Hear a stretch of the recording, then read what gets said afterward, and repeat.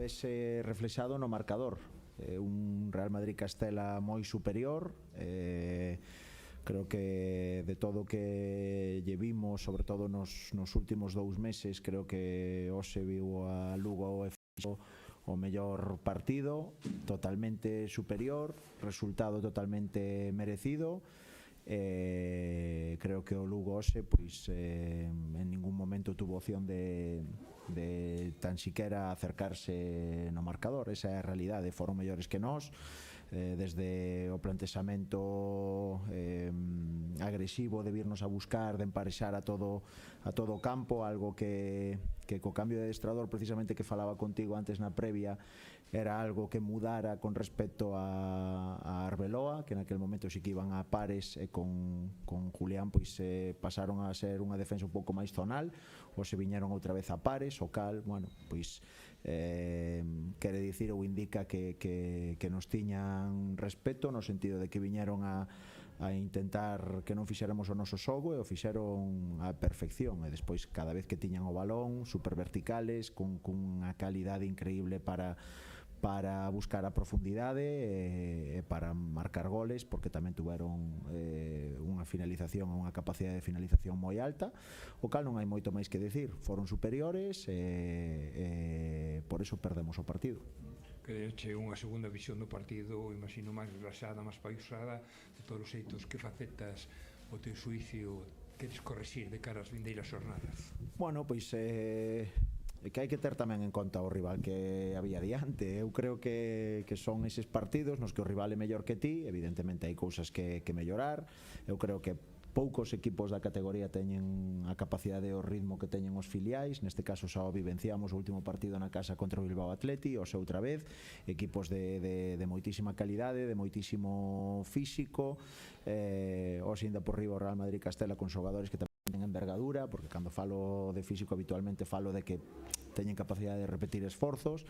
Hoxe en ningún momento fomos quen de chegar a colocarnos no campo como queríamos para xerar algún tipo de superioridades, e ao final, pois mira, acabamos con toda a dinamita que temos, con 3 dianteiros, con 2 extremos, con medias puntas intentando xerar algo, e en ningún momento fomos quen de tan siquiera nin acercarnos no marcador. Polo tanto non hai moito que analizar. Evidentemente veremos o partido, analizaremos, buscaremos cousas que temos que seguir mellorando, pero bueno, nin antes éramos o Manchester City, nin agora somos o peor, non? Por iso que creo que hai que estar tranquilos, que é unha derrota que doe polo marcador, pero bueno, creo que vendo os resultados que se van dando noutros partidos, pois o que falamos, unha categoría igualadísima e con moito nivel, polo tanto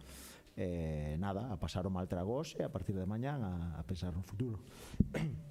Boas noites, Iago. Boas noites. A sensación que deu ao largo do partido 90 minutos, fixexe cambios, fixexe todo o que pudexe para poder mellorar en ningún momento parece que o Lugo se encontrou cómodo no campo, verdad? Sí, o mellor hasta fixen cambios e ainda o empeorei, non o sei. Eso sí que é algo que teño que analizar, no sentido de que o plan inicial era, bueno, pois con Borja e con Neco, que hoxe optamos por poñer a Neco en banda un pouco para xerar superioridades, meter un medio centro máis, xuntarnos con Kevin, con Balboa, con Borja, con Neco e con Gallar, intentar con esa xente de bo pé xerar esas ventaxas, esos problemas ao Real Madrid-Castela. Non fomos quen.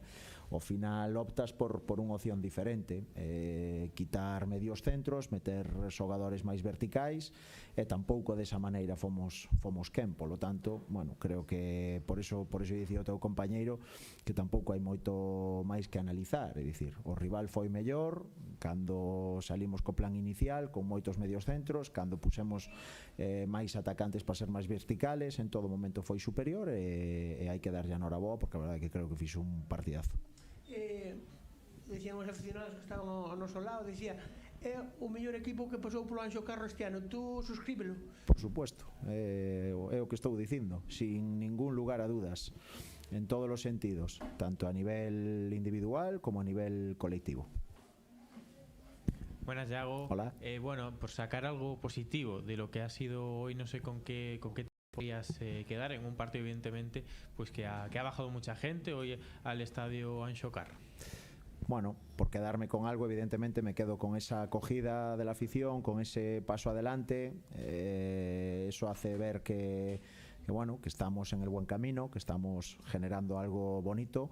Y a nivel futbolístico, pues el lado positivo, algo con lo que te vas para casa, bueno, pues tranquilo, es que el equipo en todo momento con 0-1, 0-2, 0-3 y 0-4 siempre buscar la portería rival, ¿no? Creo que cualquier otro equipo con el 0-3 o con el 0-4 hubiese bajado los brazos y no hubiese pasado de medio campo. Creo que nosotros, aún sin haber conseguido hacer daño, pues en todo momento el equipo buscó marcar por lo menos ese gol de la honra y bueno, es algo positivo.